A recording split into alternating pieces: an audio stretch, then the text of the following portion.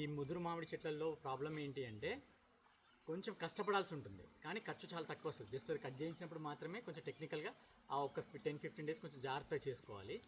Cut చేసిన తర్వాత ఎరువు వేసుకోవాలన్నమాట. నేనేం చేశానంటే ఖచ్చితంగా ఎరువు వేసాను.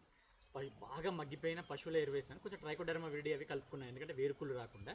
సో ఒక ఫస్ట్ 1 మంత్ చాలా ప్రాపర్గా ఫీడింగ్ ఇచ్చాం దీనికి. మంచిగా పికప్ అయింది, కొత్త కొమ్మలు చాలా వచ్చాయి. సో ఇలా వెళ్ళిపోతే ఏమవుతుందంటే కొంచెం మనం శ్రమించాల్సి ఉంటుంది, కానీ ఖర్చు తక్కువ వస్తుంది. అదే మనం కొత్త చెట్టు ఇది తీసేసి కొత్త చెట్టు పెట్టుకున్నాం అనుకోండి, చిన్న మొక్క తెస్తాము, దానికి గాలి వాన నుంచి కాపాడడానికి కొయ్యడము, కంకలు కట్టడము, అది పడిపోకుండా కాపాడడము, మళ్ళీ అది పూత వచ్చేంత వరకు 3 years ఉంటుంది. ఆ లోపల దానికి ఎటువంటి రాకుండా కాపాడాలి. అప్పుడు 3 years కష్టపడాల్సి ఉంటుంది. ఇలా టాప్ వర్కింగ్కి వెళ్ళిపోతే కాండం ఆల్రెడీ ముదిరిపోయి ఉంటుంది.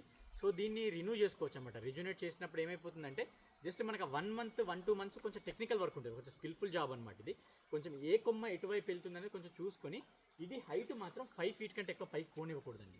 నేను ఏంటంటే ఇందులోనే మళ్ళీ నేను ఫస్ట్ ఒకసారి 6 feet పైకి వెళ్ళిపోయాము, కానీ అది మళ్ళీ చెట్టు పైకి వెళ్ళిపోతుంది.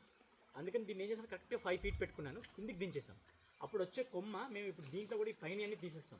ఇగో ఇలా కింది నుంచి వచ్చే కొమ్మను మాత్రమే ఉంచుకుంటాము.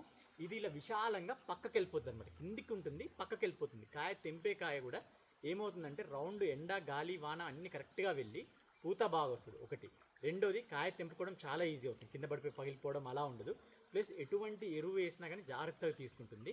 సో ఆ విధంగా మనం రెన్యూనేట్ చేసామన్నమాట. కొత్త చెట్టు పెట్టుకోవడం కంటే కూడా కొంచెం ఒక టెక్నికల్గా ఒక 1 month 1.5 month కొంచెం కష్టపడ్డాం అనుకోండి, ఇది పికప్ అయిపోతుంది చెట్టు. ఒక వర్షాకాలం మాత్రం వేరుకుళ్ళు రాకుండా కొంచెం జాగ్రత్తగా చూసుకోవాలి.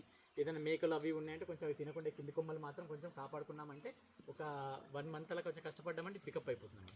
కానీ ఇలా టాప్ వర్కింగ్ చేస్తే మాత్రం బెస్ట్ రిజల్ట్స్. అంటే చెట్టుకు మంచి ఎనర్జీ ఇవ్వాలంటే మాత్రం పశువుల ఎరువుకి వెళ్ళిపోండి. పశువుల ఎరువు వేసి బాగా మగ్గిపోయింది, పచ్చి ఎరువు వేయకూడదు, బాగా మగ్గిపోయింది వేసి కొంచెం అప్పుడప్పుడు ఏదైనా ఇలాంటిది ఏమన్నా ముడత రోగం అది వచ్చిందనుకోండి స్ప్రే చేసుకోవాలి. దాన్ని బట్టి మనం హార్టికల్చర్ వాళ్ళని ఎవరైనా అడిగి లేకపోతే ఎవరైనా కన్సర్న్ పర్సన్ అడిగి తీసుకోవచ్చు.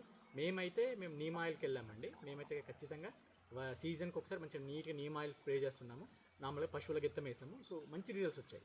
ఇది ఇప్పుడు ఎవరైనా చూస్తే జాబ్ 2 years చెట్టులాగా అంత కొమ్మలు వచ్చాయి, అంత హెల్దీగా ఉంది. సో ఈ విధంగా మనం రిజనరేట్ చేసుకోవచ్చు అన్నమాట కొత్త చెట్లని.